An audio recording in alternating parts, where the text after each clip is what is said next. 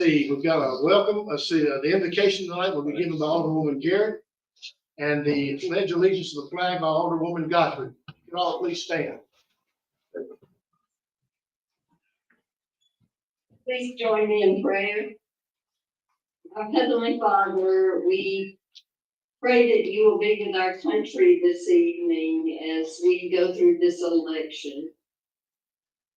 We know there's a lot of anxiety around the election, and we just pray that all of the candidates and their supporters will be mindful in word and deed of their actions and words. And we pray that your will be done. We pray that you will be with those of us who are governing the city of Clinton tonight, and we pray that you will be with us and guide and direct our words and actions and help us to make the decisions that are in the best interest of our city. We thank you for the many blessings in our lives and pray that you will guide and direct us in all that we say and do. In Jesus' name, amen. Allegiance to the flag of the United States of America, to the republic which stands one nation under God, indivisible, with liberty and justice. Clerk, call the roll, please. Alderman Garrett. Present. Alderman Godfrey. Present. Alderman Martin. Here. Alderman Chapman. Present. Alderman Wilbank. Here. Alderwoman Oliver. Present. Alderman Watt. Here. Attorney Will Purdy. Present. And Presiding Mayor Phil Fisher. We have a proclamation tonight declaring November 30th, 2024 as Small Business Saturday. Whereas the city of Clinton celebrates our local small businesses and the contributions they make to our local economy and community, and whereas according to the United States Small Business Administration, there are 34.7 million small businesses in the United States. Small businesses represent 99.7% of firms with 8 employees. Small businesses are responsible for 61.1% of the net new jobs created since 1995, and small businesses employ 45.9% of the employees in the private sector in the United States. And whereas 59% of all consumers aware of Small Business Saturday shop, ate at a small independent-owned retailer or restaurant on Small Business Saturday 2023, whereas advocacy groups as well as public and private organizations across the country have endorsed a Saturday after Thanksgiving as Small Business Sunday, now therefore I, Philip R. Fisher, Mayor of the City of Clinton, do hereby proclaim November 30th, 2024, Small Business Saturday, and urge the residents of our community and communities across the country to support small businesses and merchants on Small Business Saturday, celebrating its 15th year in 2024, and shop small throughout the year. I just need a motion in a second to approve this. Make a motion to approve the proclamation. Do I have a second? Second. A motion and a second. All those in favor say aye. Aye. Opposed, no. Motion carries. Item 6 is approval of consent agenda items A through I. Do I have a motion, a question, or a comment? I need to recuse myself from B, but I'm going to approve A, C through I. Okay, we have a motion to approve A and C through I. Do I have a second? Second. We have multiple seconds. All those in favor say aye. Aye. Opposed, no. Motion carries. Do we have a question, comment, or a motion on item B? Move to approve item 6B. We have a motion and a second. All those in favor say aye. Aye. Opposed, no. Motion carries. Okay, item 7, department head reports. Marley Price, our Director of Communications. It's her turn tonight. Good evening. Been joked about quite a few times because we know I'm long-winded, but I mean, like this short because we all have lessons to be. I know it's an important day. But I'm really excited to get before y'all and talk a lot about what the communications department has been up to. Turn this on. There we go. So I'll start by talking about a lot of the big things that I've been working on in addition to everyday jobs. We did just launch a new Work in Clinton page before this. We was run from Civic Plus, I believe. We paid a yearly subscription, so we were able to cancel that subscription. And now, with the assistance of Mary and Robin, I maintain the Work in Clinton page. If you look to the right of the screen, you'll see what it looks like if you scroll up. They can read a synopsis about the job, what department that job is with, and then learn more is the full job description, or apply now leads them to a PDF application that will then send to Mary and Robin. I'm also working with Courtney on the fire truck food truck park landing page, as well as working with Donnie Owl for the Arboretum educational piece that will go on the website as well.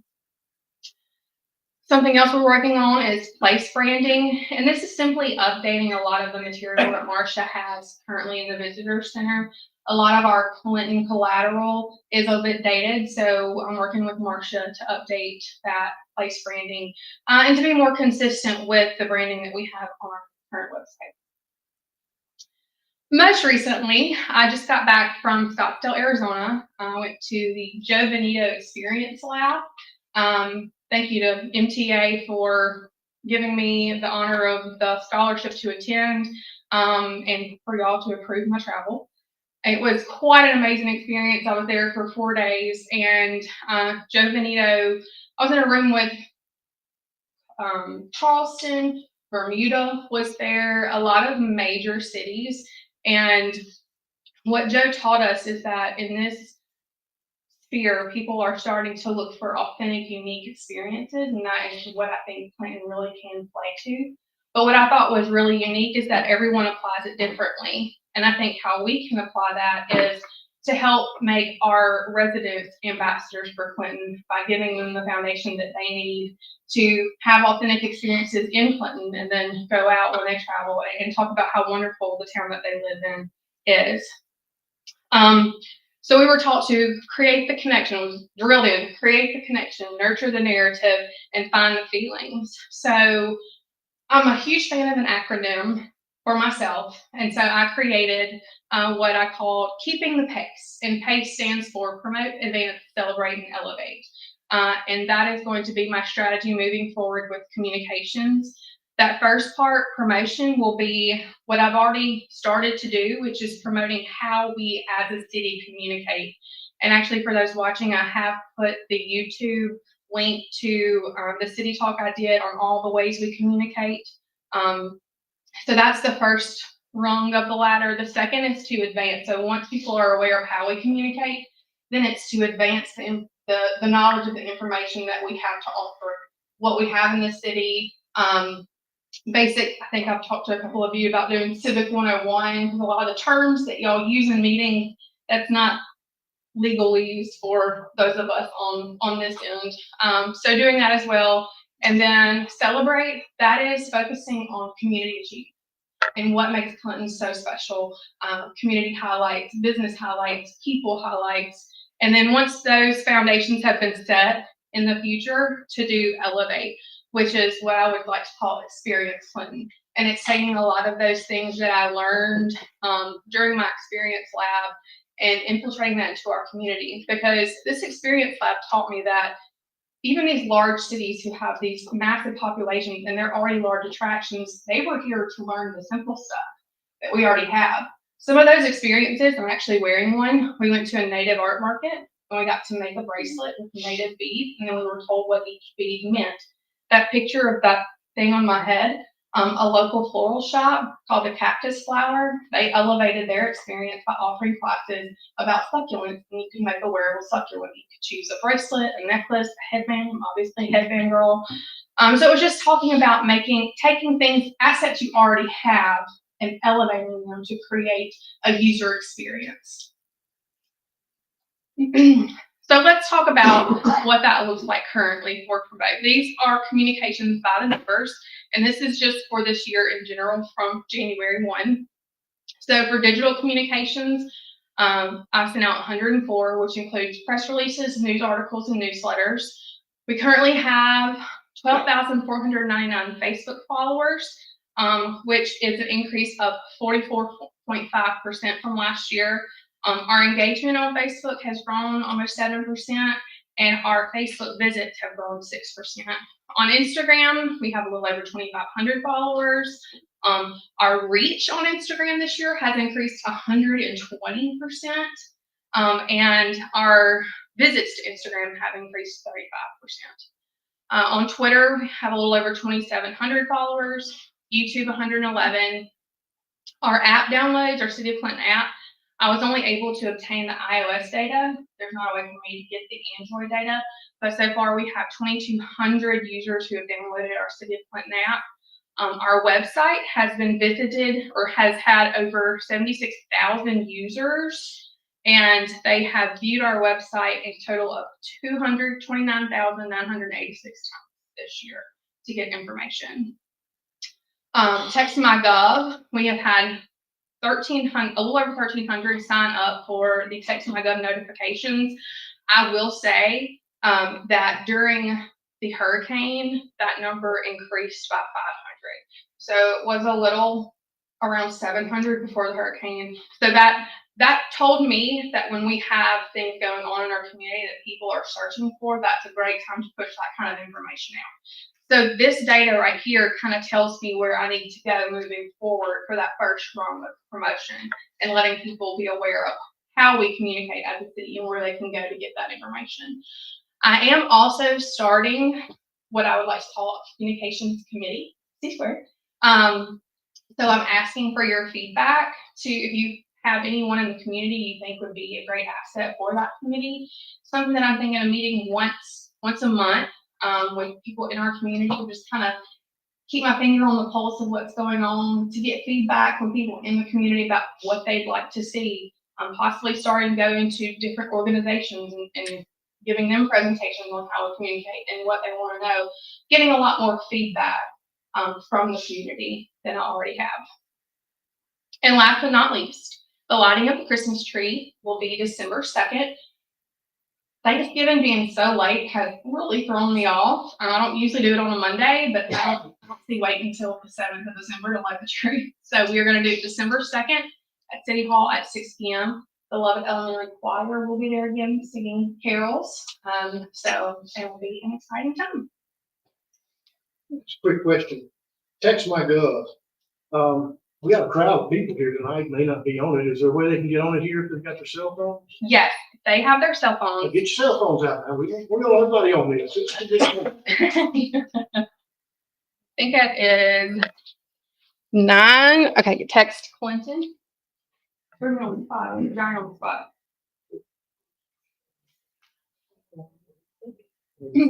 Text Clinton to 91896. That's what I thought it was. 918. If you'll just pull up like a new text, like you're sending a new text message, and the phone number you'll enter is 91896, and then send the word Clinton. And like this morning, I sent out a mass text at 6:30 that said, "Happy Election Day. If you want to know where you vote, follow the link," and it took them to the Mississippi. She's like, "I've already done that." Secretary of State's website. I won't over communicate. I won't blow you up, but we do try to find out if they're road closure safety. Yes. Another quick question for you. Okay. You mentioned the idea of going to businesses and working with them. And I know you really can't get into specifics because you haven't got a chance to get that started. Yes, sir. But what do you think that might look like in Clinton when you for these experiences? Talk to me about it. So just off the top of my head, when I was in class, we had to do what's it called? An essence of destination essence. So, we had to write down name, like words and things that came up for the community. And so I started to write down things that we currently have that we could elevate the experience. Like Mimi's Bakery, to do a cookie decorating class. People love, and then talk about the history of making cookies and all of that. They say a lot to play into the senses. So taste and using your hands and things like that. The pottery. I know she offers throwing classes, but to, elevate that experience, we'll talk about the history of that. Biodramas actually got, so this is really cool. They like to make fun of me because I didn't know Wyatt Earp was a real person, even though I've seen Tombstone. But when we were going through the Museum of the Southwest, we had a biodrama from a person who, he was a photographer from the 1800s who captured the indigenous people and their cultures.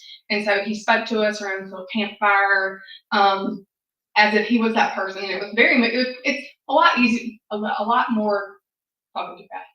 It was a lot more engaging than someone giving you a history lesson. But his name was Wyatt Earp. He was the actual Wyatt Earp's great. But things of that nature. I mean, we have a lot of history to be told in Clinton. There was a puzzle ride where you got on golf carts, and it was kind of like an escape room, and you rode around, and every stop had a clue to get you to the next spot. But every stop was a significant place in Old Town Scottsdale. And it was called Old Town. Like Pinky Dink.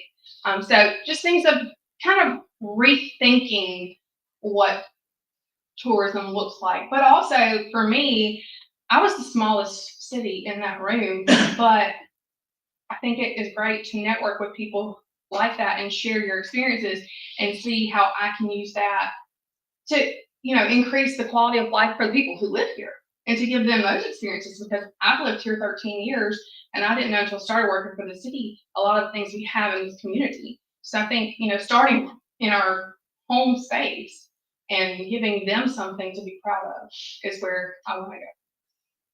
Any comments or questions? Very good. Thank you. Thank you. Thank you. Thank you.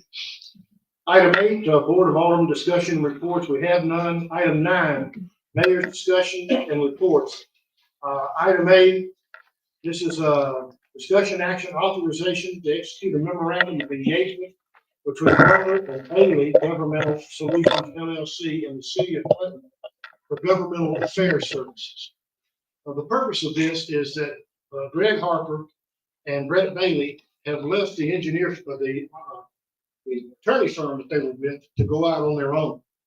And so for them to continue to lobby for us, we need to put on the record that we're using them now under this name so that we can engage them where we need and also pay them when we need to. Simple process. So I'd ask for a motion. I move to approve. If there are no questions, sorry. Got a motion to approve. Is there a second? Second. Got a motion and a second. All those in favor say aye. Aye. Opposed, no. Motion carries. Item B, and the rest of the night's gonna be the Roy show, so. Item B, discussion action, architectural review, Patriot Stock Road, 102 Hempstead Boulevard. This is in Ward 5. Mr. Edwards will take us through this. Is there anyone here representing Patriots? Okay. Doug Lum has submitted architectural elevations with material and color samples to revise the plans that were approved with this board back in May of this year. This property is zone C2 and it's an approved use for this parcel on there. There are no changes to the site plan and it still meets the dimensional, landscape, and parking requirements that were approved with this board earlier. The only changes are the architectural elevations. This is what had been approved back in May. And this is what they're wanting to go to. You can see the different colors. You got the stone there at the bottom of these elevations. Then you've got the ledge there. Instead of stone, though, they do want to use EPUS ledge instead. The upper part of the building is EPUS as well, of stucco on there. The medallions are again of stucco as well. You see the color of those will be the there to the right in the red box, and then your doors and windows will be black, and your EPUS will be the white. See there, and this is the coping around the top of the building. This is the black also, and then the white is the coping with, you see the air at the top there, there at the entrance, just the top part of the entrance there, the white you see there. The Architectural Review Committee, as well as the Planning Commission, have met and forwarded their recommendation for approval as submitted. Questions, comments? Is this similar to the one that's out on Lakeland? You have to know that I drove by the other day. There's a Pedro. It is. Well, the walls, you said that the base would be stone, on the side of the building. What are the walls that go up and make it? They have the same look. They'll have the ephes above the stone all the way around. Show me the rest of it. And then the landscaping plan will be what was approved before. No changes to the site plan or landscape. Move to approve. We have a motion to approve. Is there a second? Second. We have a motion and a second. All those in favor say aye. Aye. Opposed, no. Motion carries. Item C, discussion action, architectural review, quick stop, 415 East North Side Drive. This is in Ward 3. Mr. Edwards will take us through this. And come up to, sir, and give us your name and address, please. My name is Devinder Singh. You know, the microphone, please. Hi, everybody. My name is Devinder Singh. I'm here for 415 East Northside Drive. Okay? Thank you. Go ahead, Juan.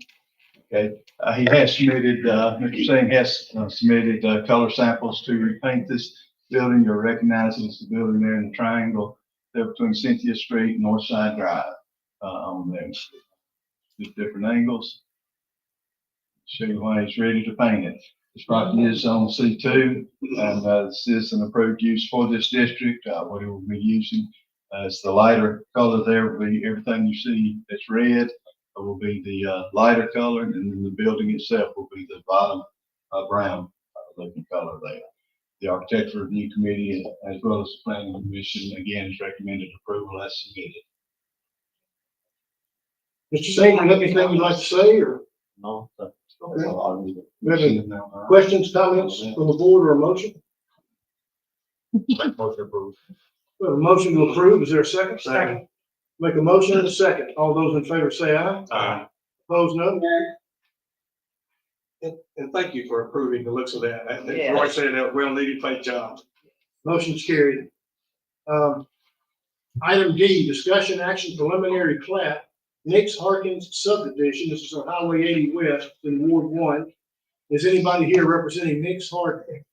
I'm sorry, Hankins. Not that, I'm sorry. Is that you? Come on up. Carly Dunaway is here representing Dunaway Williams, which is has made this proposal. Introduce yourself and give us your address for our record. Yes, I'm Carly Dunaway, 1804 North State Street. And Carly has submitted the preliminary plan to subdivide this property. This is property between Maud Edith and Woodmore subdivision. The vacant lot there's been zone C1 for so long. They have submitted a preliminary plat to subdivide it into 4 different parcels. This property is zone C1, as I said. Approved, it will have a couple of entrances off of 80 there. This is the location. Review site plan. And also tonight, after this, if approved, they will be presenting the plans for the first building to go on this parcel. Of course, all these subdivision regulations, federal, state, and local regulations will have to be adhered to prior to the final permit being issued. Yes, they have all that in line now to do, and the Planning Commission has recommended approval of this application. So drainage and everything will be. It will, if you look up in the top right-hand corners where the detention area will be, it meets all your setback requirements where it abuts residential, as well as in between the C1 uses. There's as well, they'll have drop inlets and conveyances to carry the water to the detention area there to the rear. Is the subdivision purpose of that to sell these to the, I mean, whoever's putting their businesses in there? Is that why we're doing that? Yes, sir. All right, so this is, so each little spot is going to be owned by its own individual thing, kind of what we've experienced with our recent 7 weeks of our fun little thing we've been dealing with.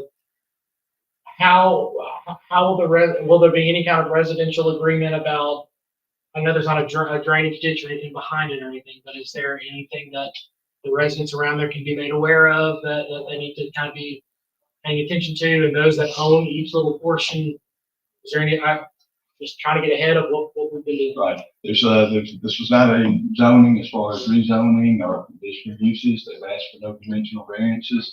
There was not a public hearing held for it, but we did carry it for the planning commission on that. This area is already zoned C1. All the uses that go in there, what they are looking for is medical type business. Have you heard anything from the neighbors with no? We're requiring sidewalks. There's not sidewalks in that area. There's 4 lots facing Highway 8. I move to approve. Second. We have a motion and a second to approve. All those in favor say aye. Aye. Opposed, no. I'm sorry, Ricky, are you a yes? Yes, Okay, I'm moving too fast. Sorry. that's okay. That's okay. Thank you. Motion carries. Okay, item F, discussion action conditional use, no, I'm sorry, item E, discussion action architectural review, Nick's, Katie or Don, pediatrics dentistry. This is also, those in the same location we was talking about. It is. It's be the first lot in this subdivision. There to the west on there. They have submitted all the architectural elevations, site plans, and landscape plans to construct this office at this location. Here's our architectural elevations.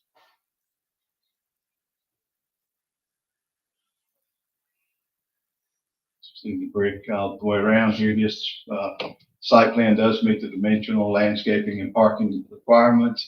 The brick, there will be the painted brick. I'll show you in just a moment. There we go. There to the top left is the painted brick. The window trim will be the dress blue, and then the front door will be the deep sea dive green. And these are your elevations for the planning commission, as well as the architectural review committee has recommended approval as submitted. And back up, the planning commission has recommended approval. Have enough for a vote for this, since one of our members was on the committee. Make motion to approve the architectural review. We have a motion to approve. Is there a second? Second.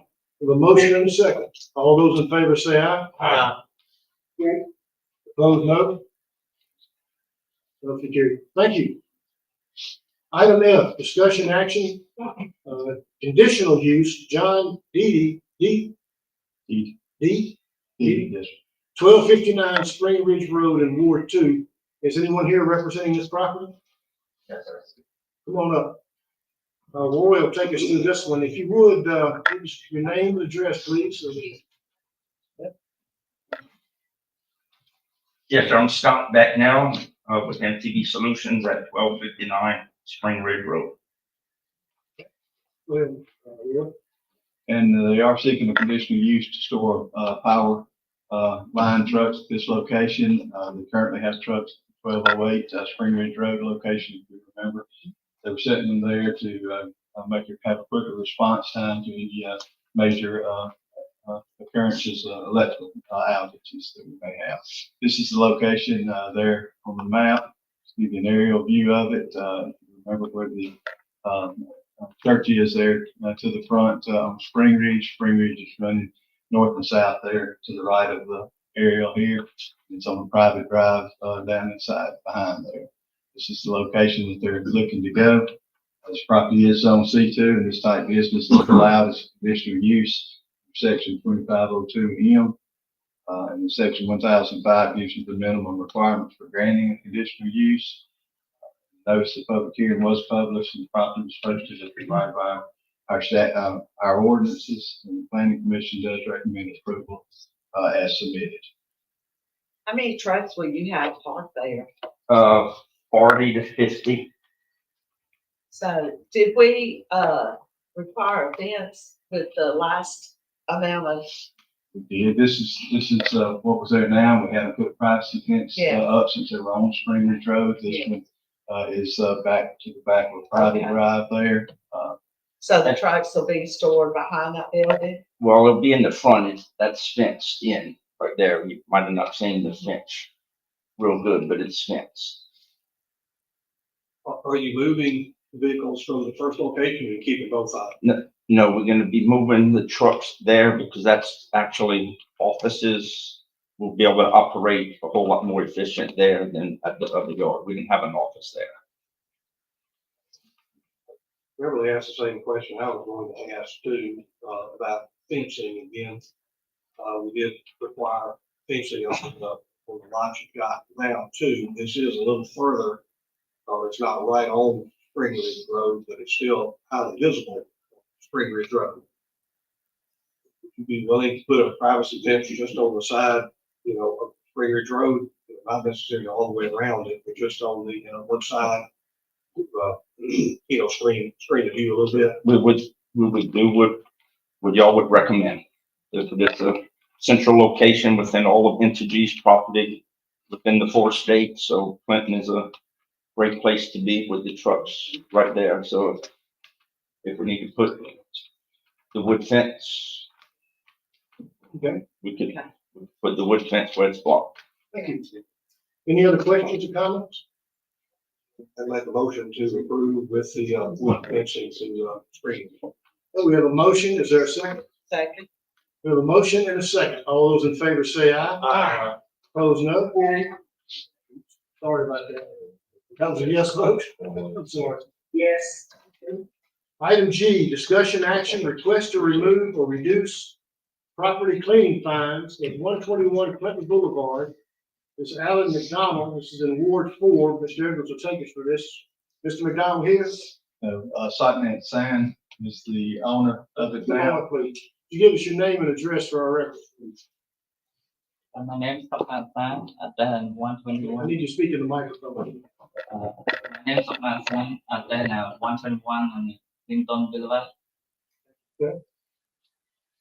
And what they are seeking, we had requested and received a resolution, or had a resolution approved by this board to cut the yard at this location. If you remember, this is the old H&R Block building on there. And a couple of days after that, he returned. He and his family had left for a extended visit to Cambodia, their home country. And before he got back, we carried the resolution through and had cut it. As of yet, we have not sent this to the tax assessor's office for assessment yet, but the cost of the cleaning was $800. Of course, we put the $1,500 penalty on it as well, and what he was asking is any help he can get from either one of those. The $800 that the city has put out for the cleaning, and $1,500 is what's assessed, and we'll send it to the tax assessor's office. You said it hasn't been sent to the tax. It's not done that. Is there anything you'd like to say before was that sufficiently covered?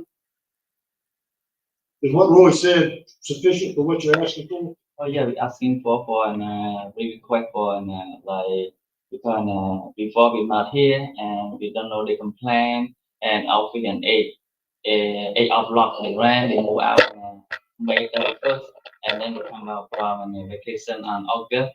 We come here to check and to see the mail and cut, and then they complain we put in company to cut, and 1 month twice to cut, and 2 weeks one time, 2 weeks one time every, and 2 weeks one time now. Now we clean, but then no more like long. It looks a lot better, maybe. Well, we need to than be all ready summer. for anything that we spend on Yes. this property. We can think about the penalty, but you own a property, whether you're here or somewhere else, you have to have it maintained and you have to plan for that. So Yeah. if we've spent money keeping it up, we should at least get that money back. I agree. I'm a And little that was concerned like- about, I'm a little concerned about waiving the penalties too. Again, everybody comes in, well, I didn't see the sign, I wasn't here, I'm out of town, or, live out of state, or something like that too. This sort of was a little bit different from that, again, somebody do. What sort of precedent we're setting of whether we're gonna waive penalties on there or assessing. Penalties are there and they're substantial, but the idea there is to make sure that folks tend their property too. And I don't know what criteria we would use if we start waiving it, this one, not another one, and just what sort of criteria we'd use for that. Roy, is this board or another board ever waived the amounts? I can't think of a time. I know we brought a couple of, before you, but I don't, can't. Yeah, I remember some times when we waived it based on the fact that somebody had, the work had been done, it had been assessed, they weren't told, and then they got a bill linked on their taxes. Once it's sold. But it, yeah, to another person. That's the only time I can recall. Other comments, questions from the board? So the total would be $2,300. $300. Say, like the $800 that we charge the city, waive the $1,500 since it hasn't sent the tax bill. Is that a motion? That's a motion. Is there a second? Second. We have a motion and a second. All those in favor say aye. Aye. All those opposed, no. No. Okay, motion carries. Thank you. Okay, item H, discussion action. Appeal the interpretation of the Director of Community Development as it pertains to non-conforming sign. This is Sean Blakely of Ward 4. Sean here or someone representing him? Is anyone here for Sean? Okay. I say that if he's not here to go through the appeal process, it's gonna be hard for you to present both sides. It's certainly not, I don't think it's a reasonable thing to do. We should remove this, I think, from the agenda. And if he wants to bring it back, he can bring it back at a later date. Board agreeable with that? Yeah. We need to make a official motion to table it. Yeah, just make a motion to, what do you just remove it? I thought you always removed. You don't have to make a motion. They wouldn't have to do that. Interpretation stands. Yes. Yeah, Roy's interpretation stands Yeah. unless he wants to come back again. So, we can remove it without penalty. And if he wants to come back at a later date, he can. Okay, item I, discussion action rezoning from R1, single family residential to MU mixed use. This is by Kirkland Development. Clinton Parkway parcels are written there in the paper. This is in Ward 5. Before we get started on that, we need to remove from the table the motion from the last meeting, which tabled this until this meeting, based on a petition. So is there a motion to bring the petition motion off the table and into discussion? So moved. Is there a second? I said we have a motion and a second. All those in favor say aye. Aye. Opposed, no. Petition itself, as I understand it, Jimmy did have the correct format and was certified as such. No issues, no questions on your part. Sufficient signatures and it was properly formatted. At this point, the board can take a vote on this or just accept by unanimous vote to accept the petition. And then we can move on into the issue, which I think make it's a been motion. certified. I didn't know if we Yeah, needed this formal. well, let's put it Yeah, on the record, certified. I think, just to make sure that it's formal. So we can do it by acclamation, or if somebody wants to vote individually, we can do it that way. Approve Yeah. Judy certification. Second. Okay, so you gonna move the I vote guess- by acclamation, she's second? Yeah. Okay. All those in favor? I'm say not aye. sure this requires a vote. I mean, it's been certified, That's correct. so I'm not sure it requires a vote of the board. Well, we talked about this morning and it could go either way. I just thought it'd be a good idea to have it recorded in the minutes that the board had accepted these minutes of these, and accepted the petition. Just a simple process of accepting. Belt and suspenders approach, I don't think it hurts anything. We got a motion on the table and second, so. So, all right, all those in favor of the motion say aye. Aye. Opposed, no. Motion carries. Okay, now, we're back to the issue. The petition, for those of you who haven't been keeping up with this, requires a supermajority of the board. We have 7 members here. That requires 5 votes for the request to make the change from R1 to mixed use. We want to make sure everybody understands kind of what we're talking about here. So when it comes time to vote, it will require 5 votes to pass it instead of a normal 4 votes to pass it. Mr. Kirkland is here, Bruce is here, his attorney is here, and his other folks are here. So if y'all would like to start making your way up here, Roy, have you got anything introductory to say to this? That they are seeking to rezone this property from R1 to mixed use. This is the location. You're familiar with it. This is the aerial of it. This is our current zoning ordinance that does show it all as R1. This is our land use map from our 2018 comp plan that shows it being general commercial. And this is your site plan. Of course, the site, I'm sorry, go ahead. Hold it right there. Just to orient people who may be watching this on the stream, the yellow area is where they're looking at building the houses. The townhouses are on the extreme upper right, and then below on the left or on the extreme left, that gray line you see there is the parkway. So it's to come off the parkway and into that area, and it's between Kentwood and the Price Hill property. So just want to make sure that people who haven't been involved in this and watching this tonight on the stream are aware of where we're talking.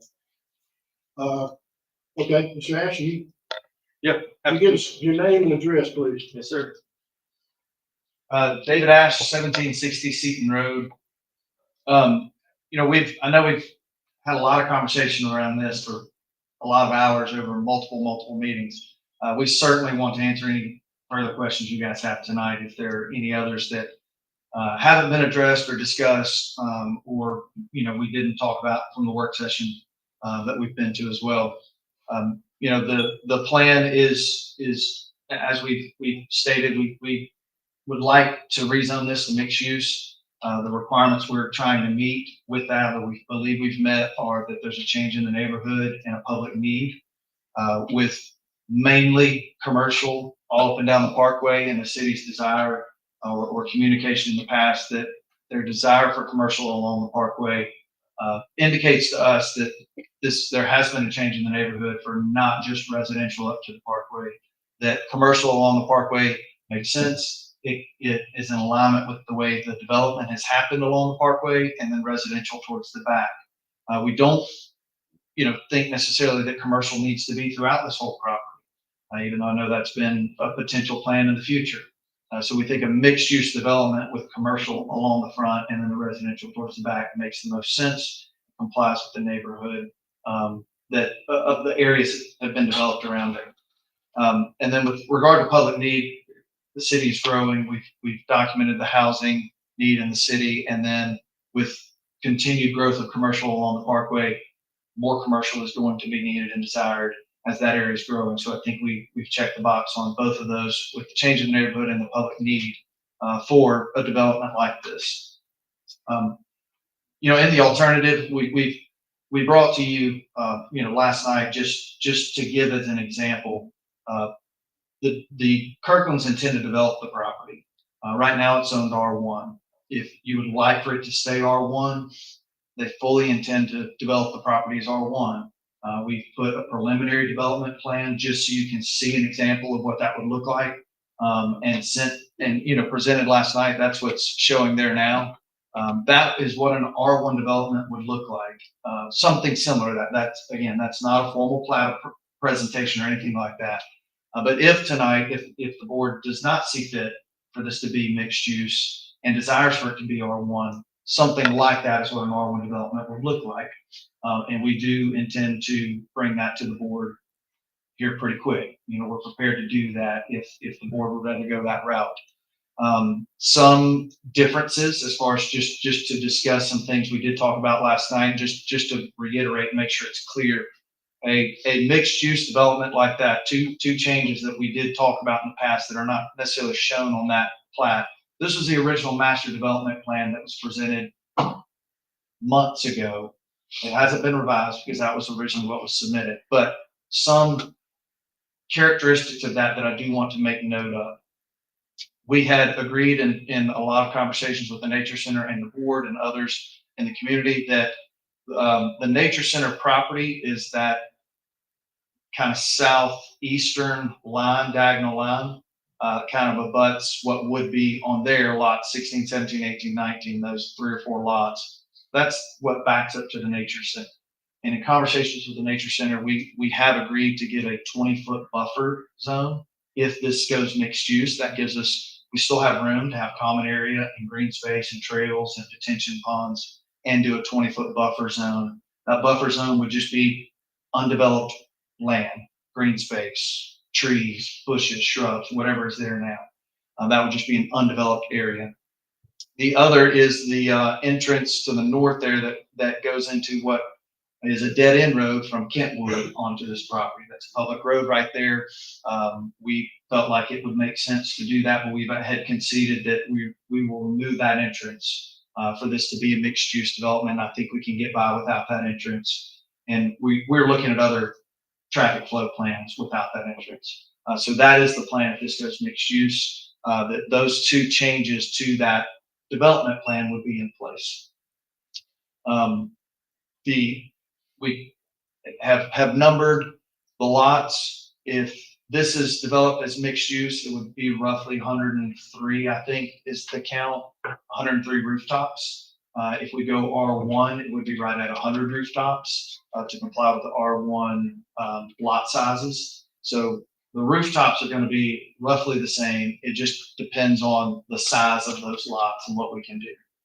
With this development plan, we can incorporate a lot of walking trails, a lot of green space. As we've stated previously, we would love if the city and or the Nature Center desires to incorporate walking trails, we would love to do that. If they don't, that is fine as well. We do intend to have common area detention ponds and walking trails within the community, the mixed use development. If this goes with R1, that becomes a lot more of a challenge to get the number of lots. Flip the R1, whoever's got flip the R1.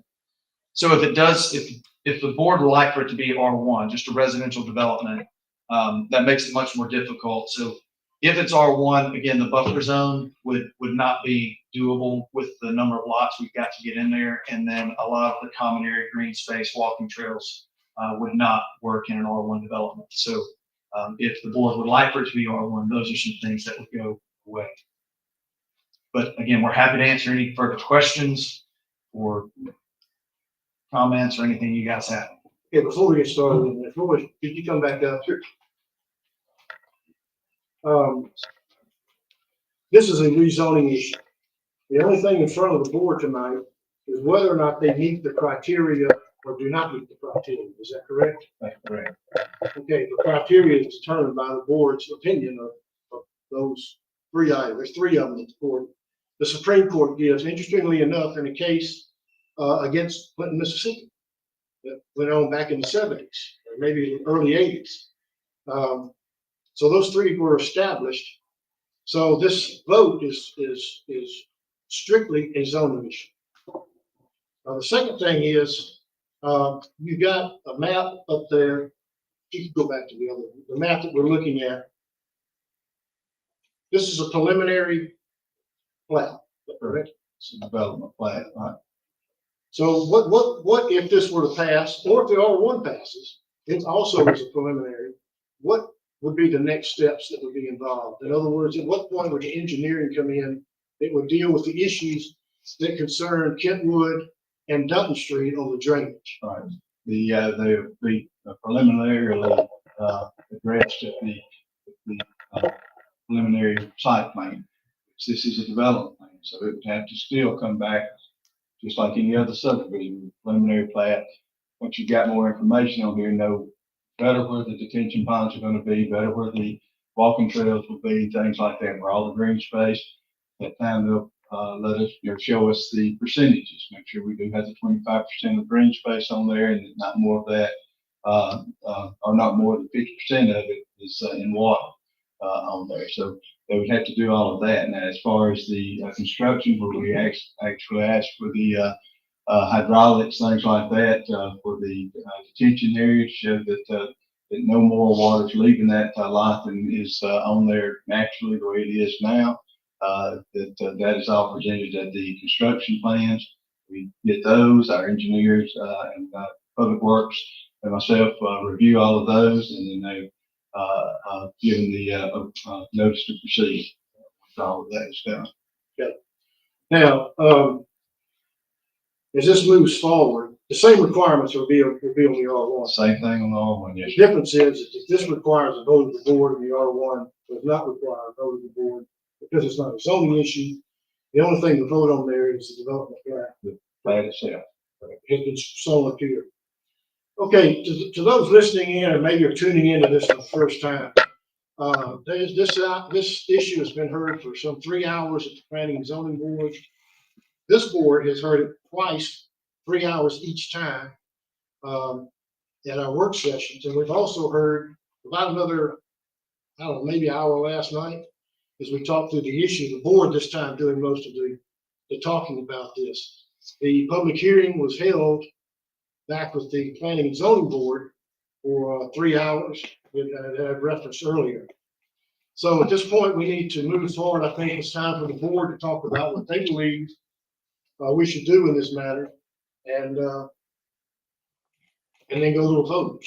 So any member of the board would like to speak on this? Go ahead. Go ahead. You go first, lady. I just want to say that, I mean, for me, the mixed use is what the city wants to happen here, as far as we want commercial on our parkway. Our parkway area is for commercial development. That's what it's for. And that's why it meets the standard, because there aren't hardly any residences on the parkway at all. With this plan, it gives the green space along the bottom, where it meets the nature center. On that right side, that's backs up to the library. So there's no houses that are affected there. On the top right corner, that backs up to that lake at Brookdale. So that's not affecting houses there. What we need our main concern is for on that top end where the water is coming down on Kentwood. And I think that needs to be our main focus, on making sure that the studies are done properly, that there's not more drainage, that it's not adding to the problems that they've got there.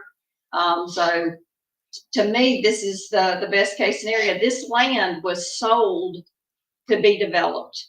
When this property was sold, it was sold for the purpose of development. And, now it is being developed, and there's two choices. So I guess it just depends on how you feel. Like, if you want more green space, to me, that's a better option for folks. But everybody has to come down, and it's going to be developed one way or the other. So it just is how you feel about more green space and, those things. So go ahead, Jim. Well, my comment is this, decision we're taking today is whether we're making a change in zoning, period. We're not approving this plat. We're not approving this subdivision. We're just making a determination on whether we're going from R1 to mixed use. It only makes sense for mixed use. It doesn't make sense to me that there's a new residential subdivision that fronts the parkway. And if this allows for commercial along the parkway, I agree, and with the words spoken by Mr. Ash, not only here tonight, but many other times as we've met, that I agree with the change and the need for the community, and meets those criteria to change the zoning. That is all we're voting on.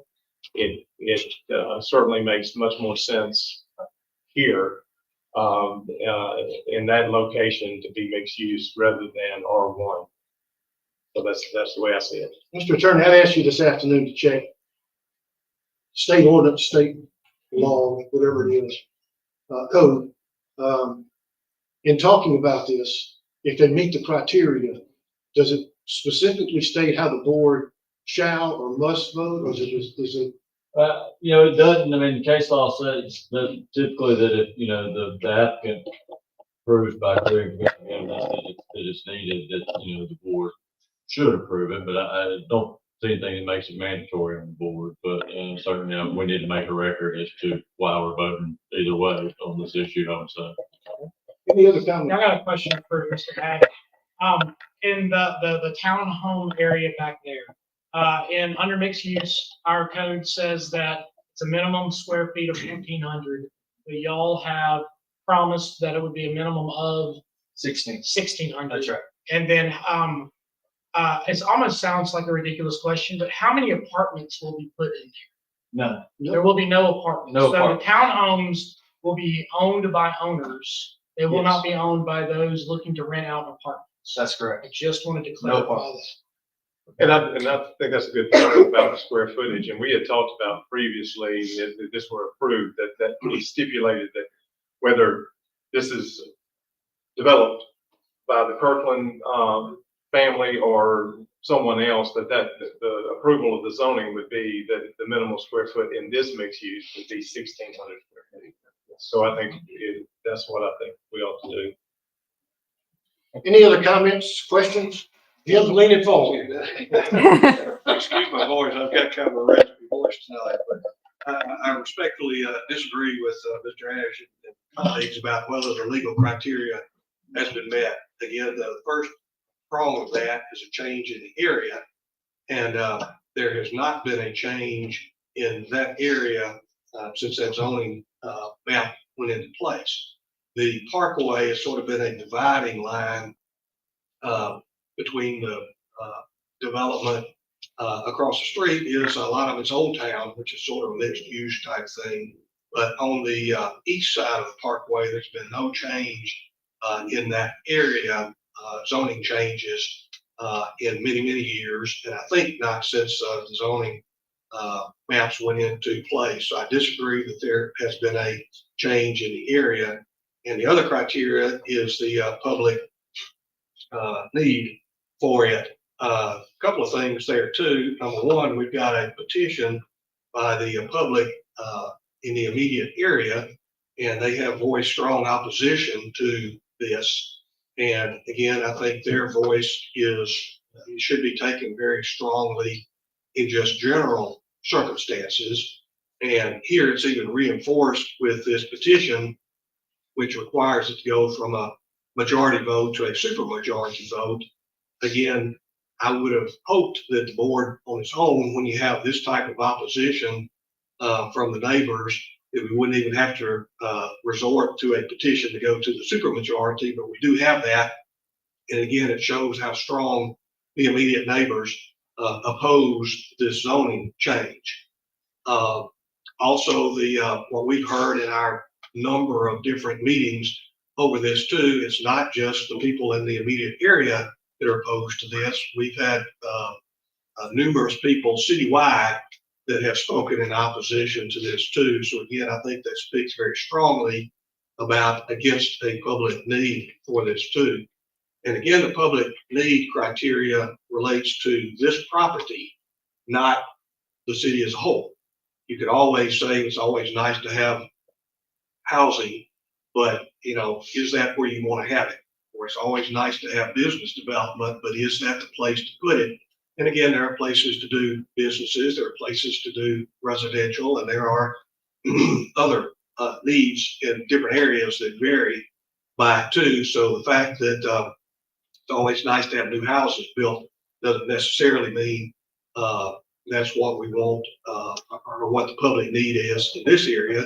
And we've talked about the number of subdivisions and lots that have been approved and hadn't been built on. There was some discussion about that last night in our work session too, saying, well, those aren't ready to be built on yet. And that's just because the folks that got approval just haven't moved those forward yet. And so there are plenty of places to build some new houses before you'd have to say, gee, this is the last place we've got to build houses here. There's no place else to go in the city of Clinton. That's just not true with it. So I don't think we've got the public need, and what the the main draw here is those townhouses. So it's a question there too, not just whether we're, looking at housing, it's whether we want townhouses in there. Townhouses are generally disfavored in most of our surrounding communities here too. Apartments, townhouses, having single family houses is much more desirable, in my opinion. And I think in the vast majority of the people in the city of Clinton will prefer single family houses rather than townhouses, apartments, multi-use type properties like that. So I think this does not meet the zoning criteria for it, and I would urge fellow members to vote against it. Joni Mitchell had a song several years ago about paving paradise to put up a parking lot. Well, to clarify that one just a little bit, or to adapt it, I think we're taking a very unique property in a very prominent part of town and to put up townhouses. And that's exactly what we're doing here. We're taking this prime piece of property. The main goal is to put townhouses in there, and I don't think that's what this city should do. Well, Jim, you're making the very point for us that you're not doing this based on a zoning change. You're doing it based on you don't think this land should be developed. That's what you just said. You said, I don't think there should be houses there. That's not what we're voting on. We're voting on mixed use, whether it should be mixed use or R1. It is already R1. There will be houses there. What you're saying is, I just don't want houses there. But that is not what we're here tonight to vote on. And if you said we don't want 1,600 square foot houses, we don't want patio homes, we don't want this, we don't want that, there would not be a Cascades, there would not be a Clinton Park, there would not be an East Side. Half of Clinton would be gone if we said that's not what we want here. We're acting like whatever's here is fine, but if you're going to build a new version of that, it's not good anymore. That's not, but what you're saying is exactly the opposite of what we're voting on tonight. Well, that's a misinterpretation. That's not. That's what you said. I said it's all about the townhouses. That's not the houses. It is zone R1. So we deny the zoning change. They want to come back with an R1 plan. We'll see if it works. So, but that's not what we're voting on tonight. We're voting on whether or not we want townhouses. That is not what we're voting on. It's going mixed use. It's mixed use. It's mixed use about commercial on the front of the property where it should be on the parkway for our city. That's what should be there. Jim, you made townhouse being hard multiple times, but I know count of how many townhouse rooftops you guys have planned and how many regular home rooftops. There's 68 regular homes and 35 town. So that doesn't seem like a priority is placed on townhomes. It seems like priority is placed more on residential rooftops. Also, I think Clinton has a very diverse and dynamic population with a wide range of interests and economic capabilities and accessibility. And I think having a nice blend of different living arrangements in that area is a great way to represent the melting pot and the reflection of what we are as Clinton, Mississippi. It sets us apart. That's what makes us different from Rankin County, Madison County, Brandon, Florence, because we have a diverse type of group of individuals who live there, and we have different living arrangements. So I would strongly disagree. Can I get a clarification on the intent of the petition? Because because you said that there was a lot of pushback from the community about this zone change.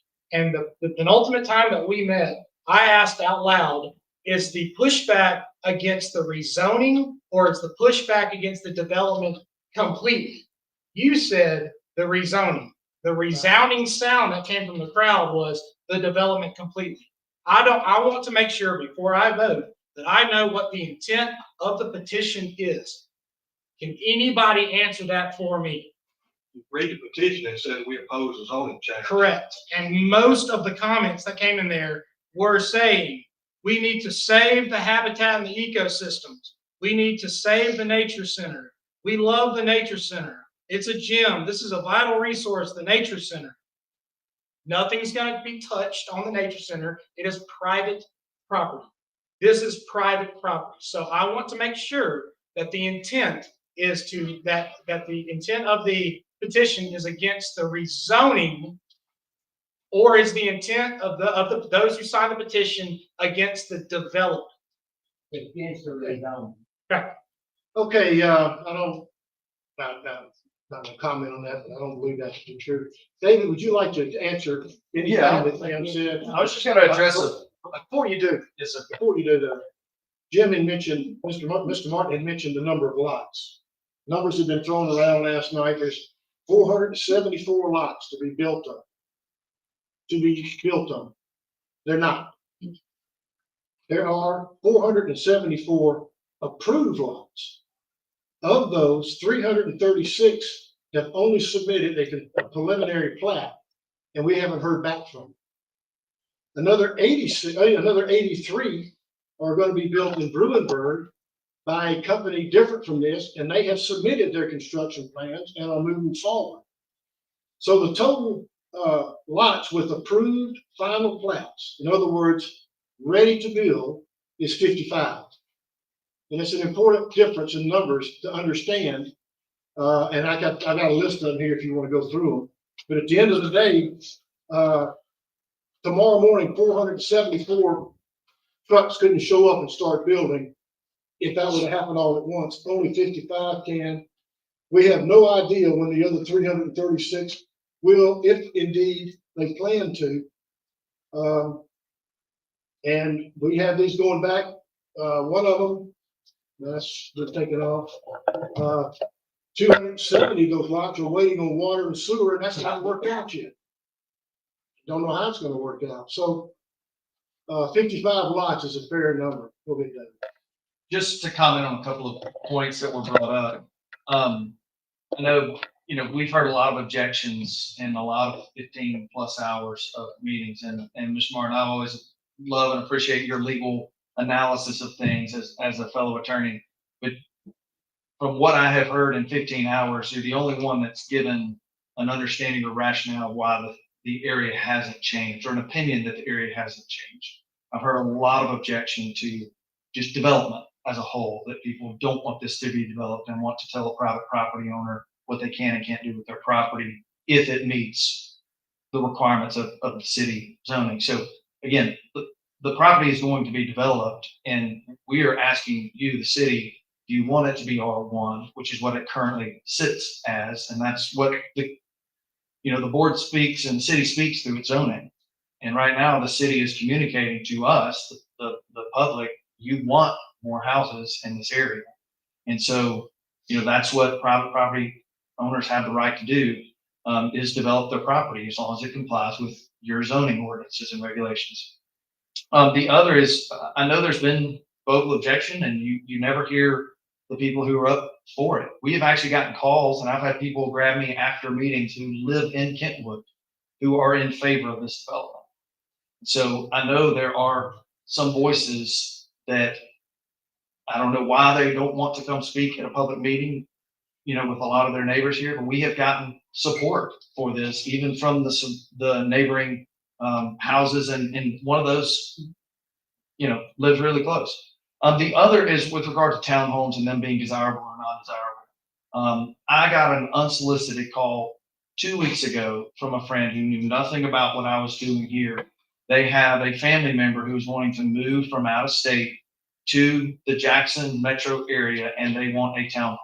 Their budget is $850,000, and they want a townhome. They've looked in Ridgeland, they've looked in Madison. Townhomes are gone. There are townhomes on the Parkway in Ridgeland, and they are selling for $750,000+. These are not apartments. They are not apartments. These are very nice high-end townhomes that are desired. That person would move to Clinton and pay $750,000 to $800,000 for that townhome tomorrow if it were available. So there is a massive demand for this type of development in our country, in the state of Mississippi, and in the Jackson metro area. These developments, these types of developments have taken place and they've been widely successful. And there's not enough of them in the Jackson area. We've got an opportunity to capitalize on it, and that's what we're trying to do with the city of Clinton. So just a Roughly 38% of the buildings on an M, let's just call it the MU mixed use, would be townhome. What will those sell for? the townhomes there, the starting price on those would be what, 350, 300, somewhere around there? They're gonna be 350 or higher. These houses that we're gonna build in there in today's market, and by the time we get it going, it'll change, but, they're gonna start out just a little over $200 a foot. $200 a foot, so that drives the price roughly 350. The R1 homes, how much are they gonna go for? Probably close to 400, right around 400 is the starting 400. price. So I don't see personally somebody paying $300,000, $350,000 for a home being the type that lets it come in and here sell the home. Now, if he wants that $850,000, I got to over here. David, you mentioned 700,000 a minute ago, but then you just said in this particular multi-use area, they would sell for 300,000. Right. I was just trying to give an example and an inference of there is high demand for properties and developments like this. And it's not folks that are looking for an apartment. They're looking for a townhome style development. What he was referencing, Ricky, was in Richmond. They were selling for 700,000, not here. It's in high demand. The prices of those have skyrocketed. So why would someone not pay that for a townhome in Clinton? If it were of the caliber that would sell for 700,000 in Richland. Because you have to price it according to comps, whatever Speaking the of the comp. microphone, You have to price it according to comps, and there's no comparable that would support that in Clinton. Like support over in Richland, but not here. But $200 a square foot is a very good price per square foot. and to further answer your question, Ms. Garrett, in a deeper sense, I guess, those communities have taken advantage of developing economically, and they've driven the price of land and the price of buying land up substantially. Clinton has decided, for whatever reason, to not do so in the past. So that's another area where we're way behind. And if you look at the monthly sales tax information that I send all of you, and compare Tri-County area, metro area cities to Clinton, you'll see how far we lag behind. So yeah, I'd love for these things to sell for that, but at the end of the day, they're only going to sell for what the value of what we can bring in Clinton. And then as we develop and get more things in that people want, the value of everything goes up.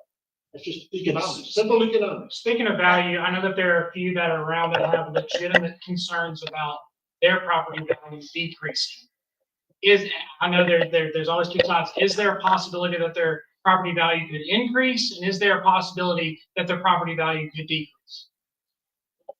I mean, I would think there's a significant possibility that their value would increase. You know, with new construction, quality development, typically what happens is the surrounding areas increase in value.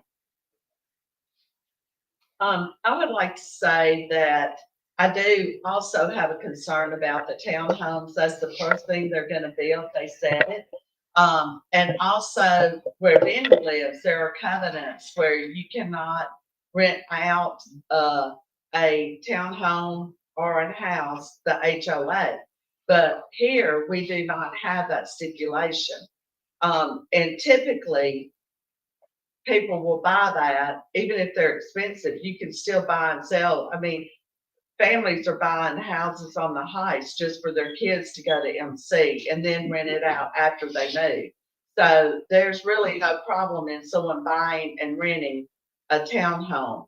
the history in our city is, the mixed, the townhomes, duplexes, and single-family homes, within 10 or 15 years, it has really devalued, the property around because of the poor upkeep of the rental townhomes. Whether you call it apartment because it's an apartment in a complex, or townhomes that are individually separated. The other thing is, in the mixed use, y'all did say that you would guarantee it would be 1,600 square feet. That's sitting on a fourth of an acre. That's a tiny lot, whereas R1 is half an acre, almost half an acre. And it does require 1,600 square feet, same difference that y'all were guaranteeing. But it has, over the city, the towns, the subdivisions that have those mixed duplex, you know, that it really has devalued the property, the looks of the subdivision, and it's the individual person who owns it. You know, they're just, I mean, I don't know, like a lot of our rental that's run down, they don't even live here in Clinton. And so they don't see it, I don't know what they think about the neighborhood, or I have several in my ward. I do represent Ward 5, and I do very much listen to my constituents.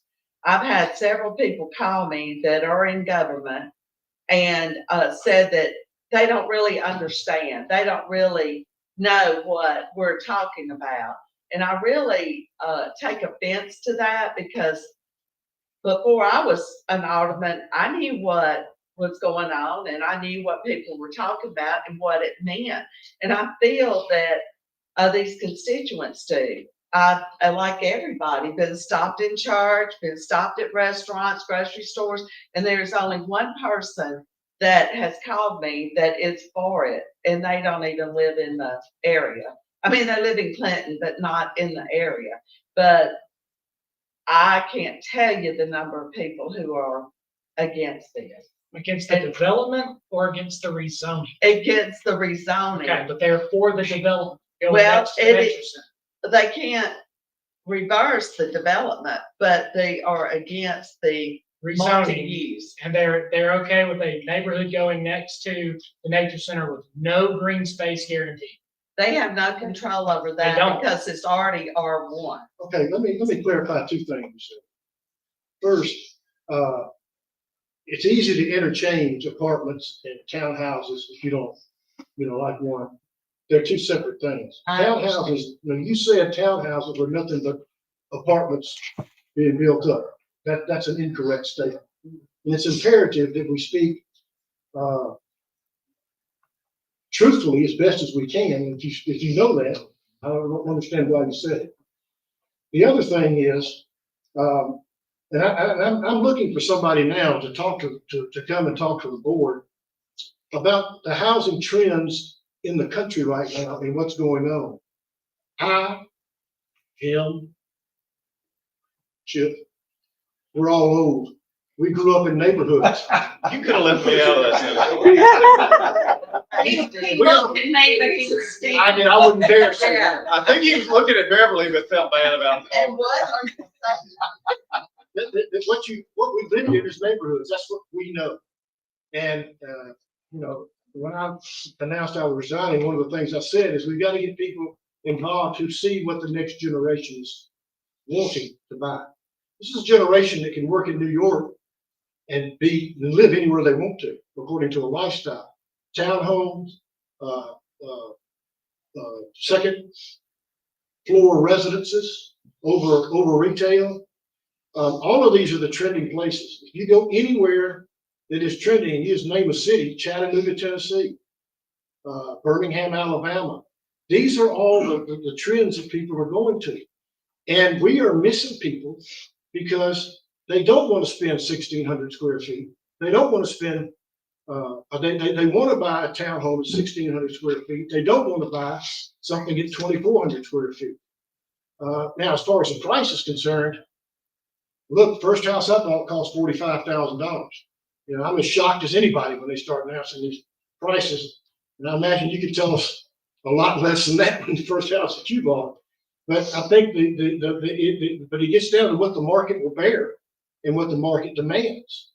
And we are definitely behind the 8 ball there. She addressed also that every subdivision in town, this is Beverly's words, are costing, the value of the property is reducing because of the townhomes.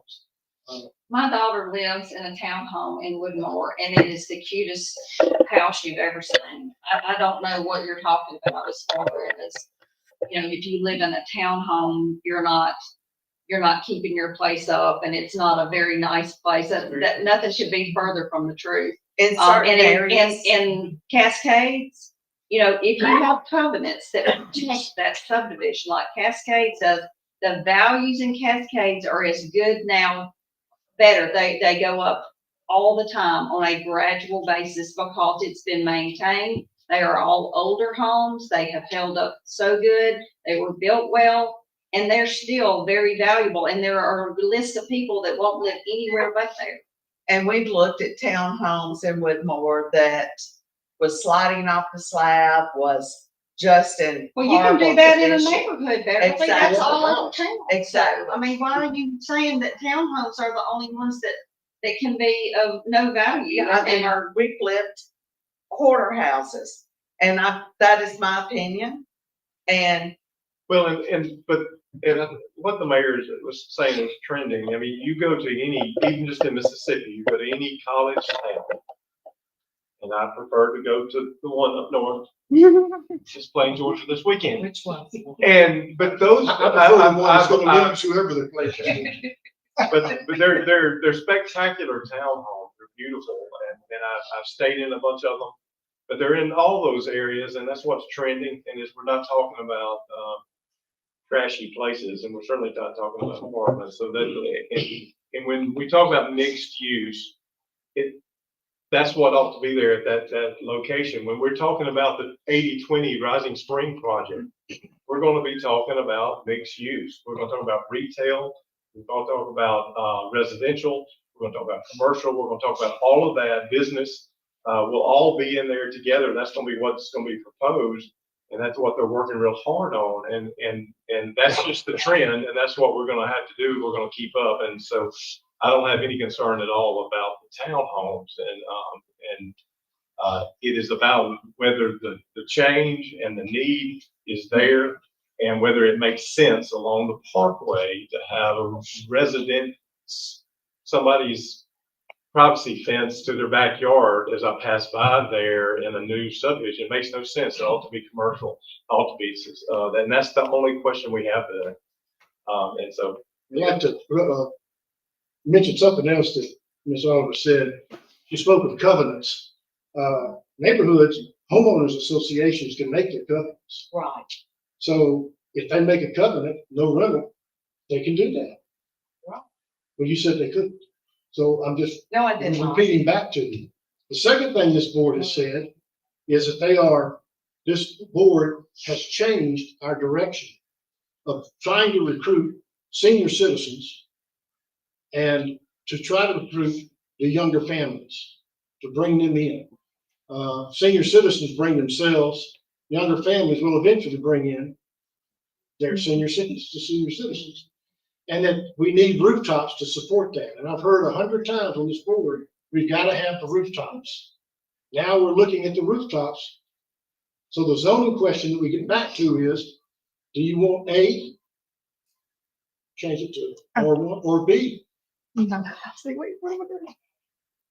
have something to say. Do you want that one or the second one? And which one preserves your interest the most as far as the, whatever's on the borders of that property? Yes, Ricky, I'm sorry. That's okay. You know, generally, I am a proponent of mixed use. I have historically not had a problem whatsoever with mixed use. I agree with what you all are saying about the appeal of mixed use areas in other cities. And I also want to say that I deeply appreciate Bruce Kirkland's commitment to Clinton, the fact that he has really essentially been the developer that has continued to build houses in Clinton, even when he found it to be difficult to do so. So I'm a huge supporter of the Kirklands and their commitment to the city. But it's very difficult to ignore this many people in Clinton in opposition to something. And I agree with those of you who say that they have heard from a lot of their constituents. I have not had one single person call me in favor of this development, but I have certainly had plenty of people to reach out to me who are in opposition to it. And, you know, as an elected official, you know, it's my responsibility to listen to the people of the community. Although I certainly understand it's our responsibility to, you know, to make these decisions. But when you have this many people expressing concerns, whether those concerns are flooding or whether those concerns are about the nature center, or whether those concerns are about townhomes in the development, I think you have to pay attention to that, and I don't think we could ignore those voices that have been very loud and clear about their opinion on this. The people I've heard from that are against anything are against the development. Ricky, you even said that just a minute ago. For me, mixed use allows, if this is going to be developed, if we want to say nickels and dimes add up, I used to teach that to my 8th graders all the time. If you can't get 100 on your test and you're getting a 55, you're going to be in a better space than you're going to be down the road than you are if you make a 0. If you have no green space and no buffer, then all the fears of the privately owned Clinton Community Nature Center will be realized. If there is some buffer there and some green space that are presented, then there is some way to wiggle out some sort of something. But if your fear is that we are going to fear this development being there and you're against the development's going to be there. But if we can save some green space, then let's maximize that. Or else it will be a fence backed up to the nature center and there will be no green space. That's my thinking. That's my thinking 100%. I have yet to have anybody tell me they're against mixed use. I've had 4 people tell me that they are against the development at church. And then when I explained it to them, they said, that's not how it was explained to me. That happened again in my email today. I am for the mixed use so we can maximize the green space that's available. Because if it's R1, there will be no green space available. That's my thinking. Hang on just a second, hang on. Jimmy, how many signatures, hang on. How many people, yeah, you're out of order, madam. You're out of order, thank you. How many people signed the petition? We certified, we had to have at least 12 and we met that requirement. I have over 25 that I verified properly, so I've doubled the number required. So 24? Yes. Out of 28,100. Okay. And what's the requirement for the signature? 12. What is the criteria? There are 57 homeowners within the area that's covered by the distance from the development that's being discussed. Within what? 20% of the property owners within 160 feet. 160 feet. That's why you have. those fees. 57 homes. Can I address what we were talking about the yards? So from that, if you'll go to the next slide, if these yards, if you're calling the yards green space, because that line of property goes all the way right up there to the end of the privately owned Clinton Community Nature Center, I can straight up clear cut my property up to that property line. But in the mixed use, they have agreed to a 20-foot buffer that will then be between the fence and the privately owned Clinton Community Nature Center property line. That's what I'm talking about, the extra green space. Also, the walking areas where there will be detention ponds, yes, but it will also be more green space that we can claw back a little bit, as opposed to that other one where that's not there, that's privately owned land, that will be somebody's backyard, and if I don't want a tree in my backyard, I don't have to have a tree in my backyard. I understand that. 100%. Because I am with you when it comes to the flooding issue. That's why I have asked every single time, is there a way that the engineering could affect positively and negatively the flow of water? Because I don't want to paint some picture that this development is going to cure all the water problems when it's not. It's going to cause some other ones, but it's going to be met, and it's got to be met at a common ground. But if we're trying to save some of the trees where the bats live, and if we're trying to save some sort of buffer, the mixed use to me allows for that. But the residential, I can put my fence all the way right back up to the chain link fence, and I can cut every single tree out back there. That's my thinking. Is that incorrect? It's gonna be clear cut anyway, so the trees that you plant No. on your, on your private lane. It won't be clear cut. Well, when you gotta Set a 20-foot replace, buffer, and it seems as if there's gonna be trees there. And I believe trees soak up water and put them in their trunks. If it's R1, there will be no trees there to do that. there are still some trees there, but clear cutting to remove the bad dirt has to be clear cut. Now, the surrounding, What bad dirt? that, What bad dirt? the bad dirt that they have talked about that has to be removed. You said that last night and they said they'd never said that. We've never had any conversation about bad dirt. I haven't commented. I have not said that. We've been so good so far. Let's just settle down. Let me ask you a question. Let me ask you a question. With the R1, you go back to that, please. At the R1, will the land in the back where it abuts any of the property, the library or the home or the nature center or anything like that, would it be level with that? Would it be shaved down? How will it be shaped? And that'd be hard to tell at this point. Yeah, without the full engineering plans, which we haven't gotten to yet, I don't know how to answer that as far as each lot, as far as it backs up to the neighboring property. Okay. All right, do we have anything else for the board? Any more questions or comments from the board? Do we have a motion? Do we have a motion? Let's make a motion, we deny the rezoning request. We have a motion to deny. Is there a second? Second. We have a motion and a second. We'll do a roll call vote. So if you're with Jim's position, vote no. And if you're with Robert's position, vote yes. How's that? No.